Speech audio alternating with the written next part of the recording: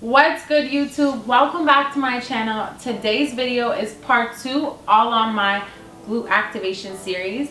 If you have yet to see part 1, I do suggest that you watch it prior. It is all about the glute anatomy, and in order to know how to fix certain things, we gotta know the science behind it. So feel free to pause this video and check that out first. Inactive glutes, difficulty building muscle mass. Are you struggling to activate your glutes? If so, this video will answer why your glutes may not be activating and how to really know if your glutes are even activating. So stay tuned for today's video. Inactive glutes, aka dormant glutes, weakening of the glutes, glute anemia, sleeping ass syndrome. This occurs when you aren't utilizing your glute muscles enough. It causes them to become dormant and literally sleep. This occurs if you aren't performing strengthening exercises daily, particularly glute focus. You can be training your glutes, performing specific exercises that you feel are working and activating your glutes, but may not be firing your glutes up like you need them to. This can happen for several reasons, and I will touch on that a little later in today's video. Symptoms and signs of weak and inactive glutes: low back pain, knee pain, slouching syndrome, weak feet, weak ankles, tight hip flexors. The reason for these aches and pains in your other corresponding joints is because your glute muscle is specifically your glute maximus is your largest and strongest muscle in your body. And if it's inactive or dormant, it causes other muscles and joints to suffer in your body. You may have inactive glutes and not even be aware of it. A great way to find that out is to perform a glute strengthening test. This will help you determine any imbalances and inconsistencies you may have with each side of your glutes. So you're gonna wanna grab a mat and come down and make a glute bridge.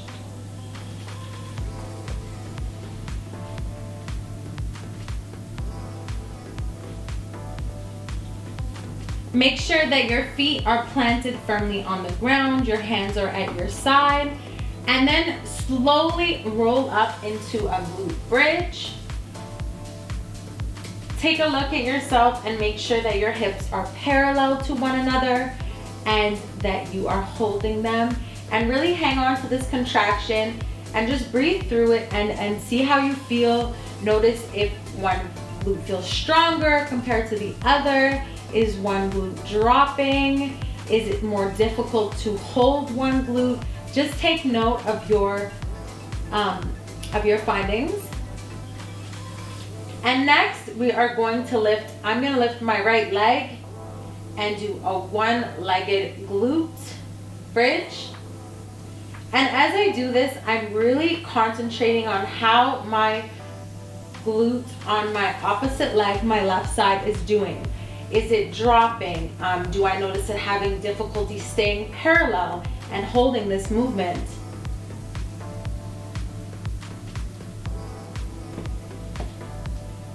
Switch legs. Same thing, recognize your findings about yourself. We're all different and we all have different strengths and weaknesses in our body.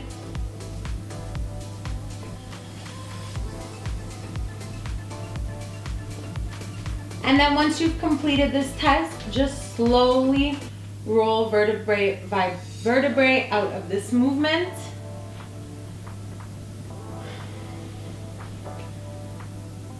By performing that glute strength test, you can really determine any imbalances that you may have in your body, especially with your hips and each side of your glute. And when you are able to really understand your body, you can actually fix the other glute that may feel more imbalanced or may feel weaker by just performing extra strengthening exercises on that side to really strengthen it up to par of your opposite glute. So why does this happen? One of the first ways glute inactivity can occur is from sitting much too long. Sitting in a chair at a desk for 8 hours a day sitting to drive home, coming home, making your food, and sitting to watch TV, you start to develop, if not have already developed, glute inactivity. Your glutes suffer because they literally turn off. Number 2, you're not using proper muscle-mind connection. Muscle-mind connection is key for all exercises, especially key and important for glute activation work. When you are contracting your muscle, you really want to visualize your muscle being activated. You want to visually connect with yourself that this is occurring.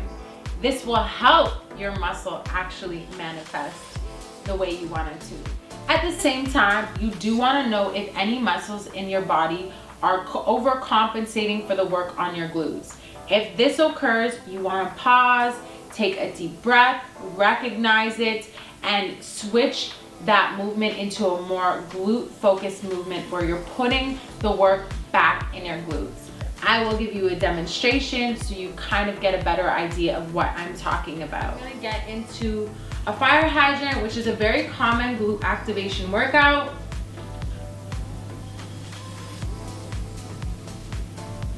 Just make sure your hands are under your shoulders. And I'm going to lift my right leg up and really squeeze at my 45-degree angle on my glute and slowly lower.